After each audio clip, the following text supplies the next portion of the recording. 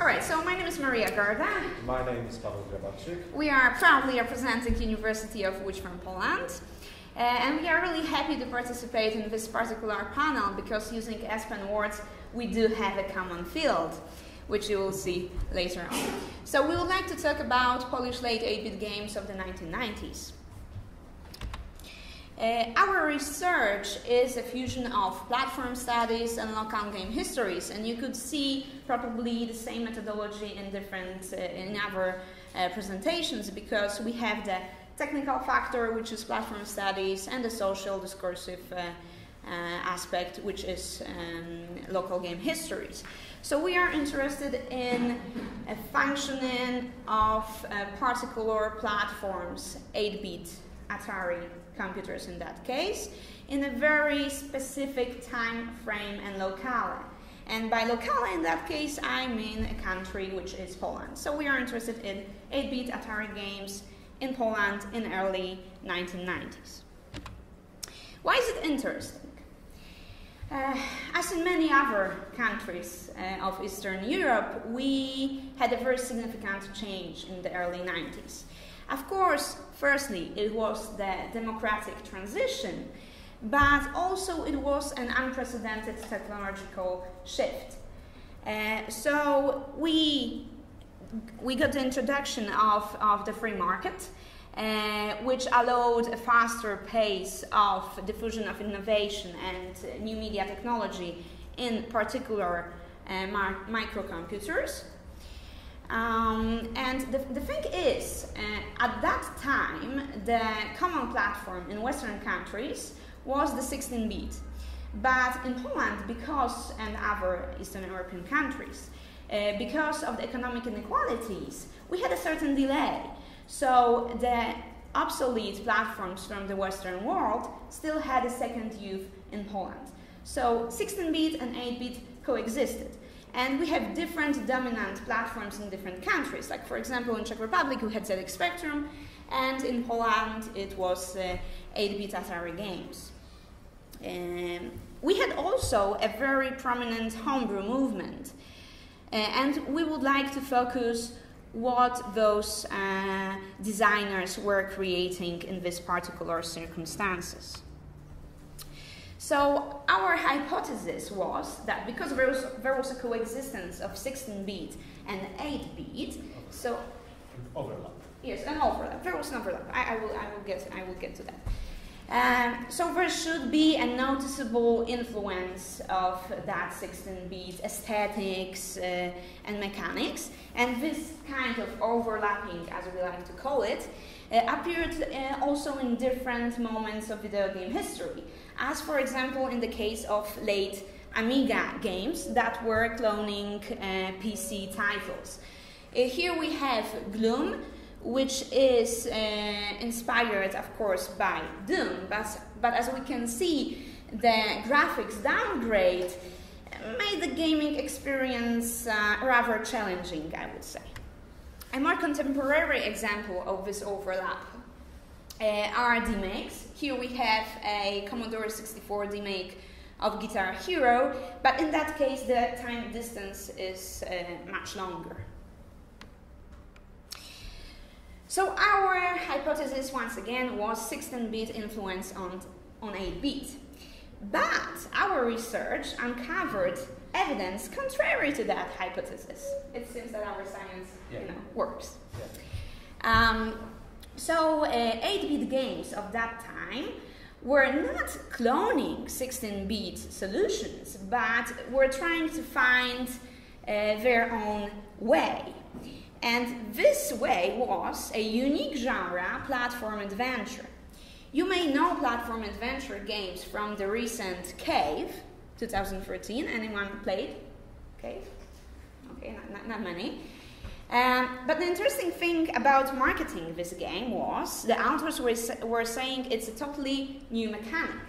But it's not a new mechanic. It's not a new genre. It's a forgotten genre. Because platform adventure was popular in two cases at the late 1980s and early 1990s. First on ZX Spectrum, the famous DZ series. Anyone played DZ? Okay, much better, much better. And the second case that we are really interested in are Atari 8-bit family computers.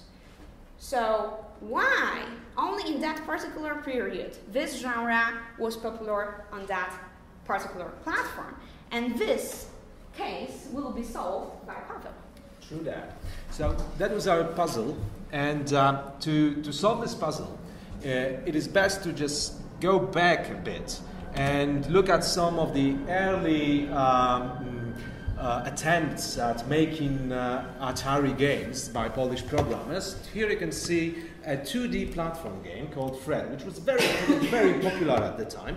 But now we'll see the gameplay of this. And now notice, one thing to notice is that, one thing to notice is that the game is painfully slow for a 2D platform. Just compare it to Super Mario, for example, or Mario from the NES, or basically any Commodore 64 platform game, like, for example, Giana Sisters.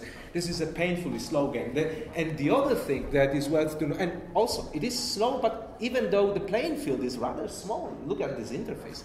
And the other thing that is worth noting is that the game was very monotonous. Now, you won't see this here, but the tile set and the graphics was basically repeated over and over throughout the whole game. And the reason for it was that programmers couldn't compress varied graphics, varied tile sets into one file, and only cassette games could be sold at the time because people didn't have disk drive. So these were challenges for this game. And what could you do if you make this slow game? Well, if you want to make a very dynamic 2D platformer, well, you could try and downgrade the graphics, right, and make it simpler to be faster. But it wasn't the way to go because of this ongoing narration of progress in video games. People were expecting every software generation to look better than the previous. And at this particular point of Atari, people have seen every game that was created in the West.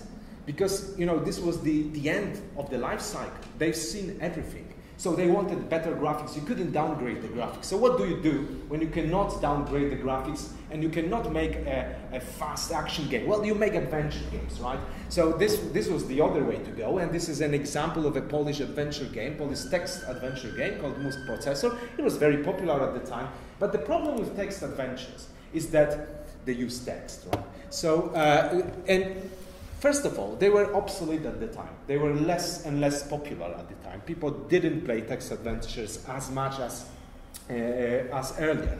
And the other problem that is much more a technical problem is that if you think about parser that has to work with Polish language, it has to be from the standpoint of a programmer, it is a completely different parser than parser for English language because of the grammar, difference of grammar, and because of the inflection. So this was a huge problem, and how can we solve it? Well, you make a point-and-click interface, right? So they attempted to make a point-and-click interface, and you will see something, a very popular game with a point-and-click interface, but using joystick. But the point-and-click interface was designed for machines that were using mice, and 90% of your user base are using joysticks. So you have to do this point-and-click interface with joystick. This is horrible because just imagine pixel hunting the whole screen with joystick. And these are not these, nice analog joysticks we have today. These are just 8-way movement joysticks, right? So as you can see, you have to do these zigzags basically. So they solved it by making playfield very small. Because you didn't have to navigate that much, but it wasn't a very attractive idea. So the only explanations, the only way to solve this conundrum, basically, was to fuse these two genres together. Basically, create an adventure and a platformer. So these genres somehow cancel out each other's flaws. Basically, on the adventure side, you've solved the interface problem.